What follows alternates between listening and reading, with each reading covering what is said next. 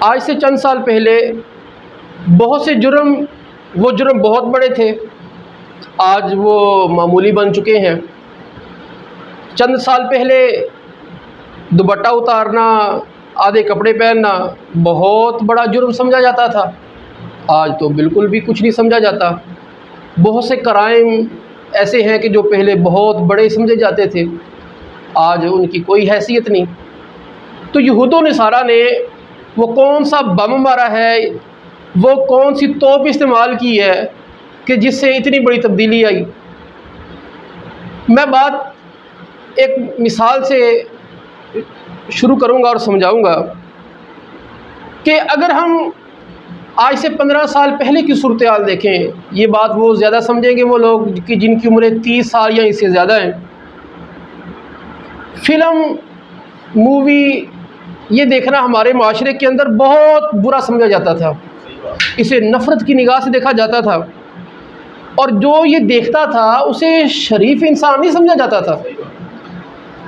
لیکن اس وقت دیکھنے والوں کی تعداد بہت تھوڑی تھی، اور پھر یہ تعداد آہستہ آہستہ بڑھتی گئی، اور اتنی بڑی کہ یہ جرم عوام کی نگاہوں میں کم ہوتا گیا، اور اب یہ حال ہے کہ اسے کوئی جرم سمجھتا ہی نہیں ہے۔ پہلے اگر دو بندے فلم دیکھتے تو گھر کے دروازے بند کر کے دیکھتے، کسی کو پتہ نہ چل جائے۔ سینما جانا ہو تو چوری جاتے، لیکن اب کھلم کھلا موبائل کے اوپر گھر کے ڈرائنگ روم کے اندر فلمیں ڈرامے دیکھے جا رہے ہیں، اور کسی کی نظر اس کے برے ہونے کی طرف جاتی نہیں ہے۔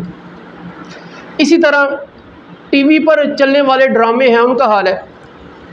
اس میں پہلے تو عورتوں کو قدر مناسب لباس پہنایا جاتا تھا، اگرچہ دوپٹے کا یا چہرے کا اس کا لحاظ تو اس وقت بھی نہیں کیا جاتا تھا، لیکن اس وقت شرافہ اس عمل کو بے غیرتی ہی سمجھتے تھے۔ کوئی ماں بہن والا شریف لوگ تو ٹی وی اس وقت بھی نہیں دیکھتے تھے۔ اچھا، پھر کیا ہوا کہ عوام میں یہ اتنا عام ہوا، اتنا دیکھا جانے لگا، عوام کو اس بات پر قائل کر لیا کہ دوپٹہ اتارنا کوئی برا کام تھوڑی ہے، کوئی معیوب کام تھوڑی ہے، یہ تو ایک نارمل سا کام ہے۔ اب یاد رکھیے کہ یہ دوپٹہ صرف ٹی وی سکرین سے نہیں اترا، ٹی وی سکرین میں جو عورتیں تھیں صرف انہی کے سروں سے نہیں اترا، بلکہ جو حقیقی بیٹیاں تھیں قوم کی، یعنی ریالٹی کے اندر جو عورتیں اپنے ضروری یا غیر ضروری کام سے گھر سے باہر جاتی تھی، انہوں نے بھی اتار دیا۔ اچھا، پھر ٹی وی سکرین کے اندر موجود عورتوں نے آدھے بازو کے کپڑے پہننا شروع کر دیے، تو حقیقت میں موجود عورتوں نے بھی اپنے بازو کاٹ کے آدھے کر لیے، اور یہ اتنا رواج پایا اور یہ تاثر عام ہو گیا کہ عورتیں تو پہنتے ہی آدھے بازو کے کپڑے ہیں، یعنی آدھے بازو کے کپڑے پہننا عورتوں کی پہچان بن گیا، اور پورے بازو پہننا یا تو یہ مردوں کا کام تھا یا گنوار عورتوں کا کام بن گیا۔ اور پھر اسی طرح آپ کلچر کو دیکھ لیں، عورتوں کے اٹھنے بیٹھنے طور طریقوں کو دیکھ لیں۔ آج سے 15 سال 20 سال پہلے عورتیں سے کھلم کھلا مردوں سے بات کرنا یہ گوارا نہیں کرتی تھی، شرمندگی محسوس کرتی تھی۔ اگر بات کرنی بھی پڑ جائے مردوں سے تو نپے تلے الفاظ کے ساتھ مخصوص الفاظ ضروری گفتگو کر کے اور اپنے لہجے کو کرخت کرتے ہوئے بات کرتی تھی۔ لیکن پھر اس ٹی وی سکرین نے بتایا کہ مردوں سے ہنس کر باتیں کرنا یا نرم لہجے میں باتیں کرنا یہ کوئی معیوب کام تھوڑی ہے۔ جو یہ عورتیں ایسے نپے تلے الفاظ میں بات کرتی ہیں، یہ تو جاہل عورتیں ہیں، یہ نپے تلے الفاظ سے بات کرنا جاہل عورتوں کا کام بنا دیا۔ اب اسی طرح کچھ سال پہلے دیکھا جائے، لڑکا لڑکی کی دوستی کرنا، فرینڈشپ کرنا، یہ تو ایسا سمجھا جاتا تھا کہ زمین پھٹے اور بندہ اندر چلا جائے۔ پھر اس ٹی وی سکرین نے یہ بتایا کہ یہ نارمل کام ہے، جوانی کے اندر یہ سب چلتا ہے، لڑکا لڑکی کی دوستی کرنا یہ کوئی برا کام نہیں ہے۔ اور پھر اگر یہ لڑکا لڑکی کا تعلق ہونا اگر یہ کسی عوامی نمائندے سے ہوتا یہ تو اور بڑا پہاڑ بنتا، اس کی پوری زندگی کی کمائی، پوری زندگی کا نام ایسے زمین بوس ہو جاتا اور اسے بچا جاتا. اور اگر کوئی ایسا کرتا تو اس کی ساری ویلیو ختم ہو جاتی، لوگ اسے نفرت کی نگاہوں سے دیکھتے. لیکن اب حال یہ ہے کہ بڑے بڑے سکینڈل منظر عام پر آ جائیں، بہت کچھ ہو جائے، ٹھیک ہے، لیکن عوام کو اثر ہی نہیں ہوتا. عوام کی نگاہوں میں یہ روٹین کا کام ہے. لڑکا لڑکی نے دوستی کر لی تو کیا ہوا، ہمارے لیڈر نے لڑکیوں سے برے تعلقات بنائے تو یہ کوئی کام نہیں ہے. تو اب کیا ہوا، اب اس سارے عمل کو نفسیات کی زبان میں کہتے ہیں نارملائزیشن. یہ ہے وہ بمب جو یہود و نصارہ نے پھینکا، اور اس کے لیے جو توپ استعمال کی وہ ٹی وی ڈرامے. نارملائزیشن ایک نفسیاتی تکنیک ہے جس کے ذریعے کسی بھی جرم کو، وہ جرم یا وہ نظریہ جسے لوگ ایکسیپٹ نہ کریں تو اس عمل کے ذریعے ایکسیپٹیبل بنا دیا جاتا ہے. یہ کیا عمل ہوتا ہے؟ عمل یہ ہوتا ہے کہ ٹی وی ڈرامے کے ذریعے اس چیز کو اچھا بنا کے پیش کیا جاتا ہے اور لوگوں کو یہ تاثر دیا جاتا ہے کہ یہ لوگ تو کرتے ہیں. تو پھر چونکہ انسان سوشل ہے، سماجی ہے، انسان یہ ہے کہ جو دیکھتا ہے وہ کرتا ہے، یہ ہے نفسیات انسان کی. اب انسان یہ دیکھتا ہے کہ سارے کر رہے ہیں، اب اس کی نگاہ میں یہ ہوتا ہے کہ یہ بھی تو کر رہے ہیں. یعنی انسان ایک آسرا چاہ رہا ہوتا ہے کہ وہ بھی کرتا چلو میں بھی کر لوں.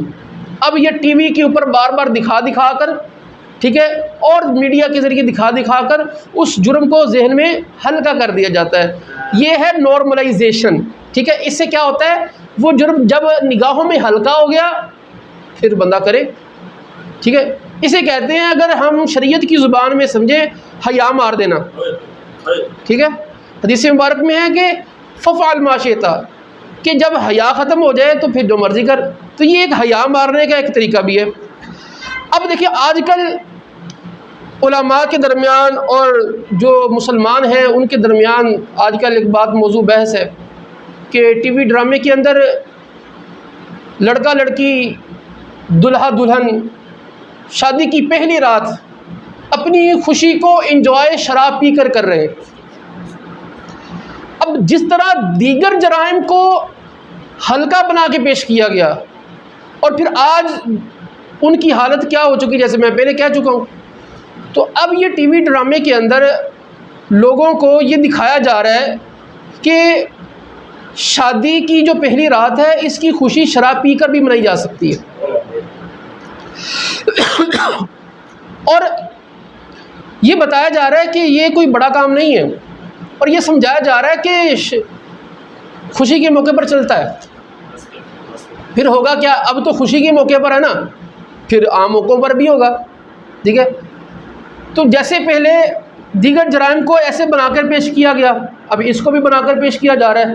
اب دیگر جرائم تو آئے ہی تھے گراس روٹ لیول پر، یعنی ایک نچلے طبقے تک.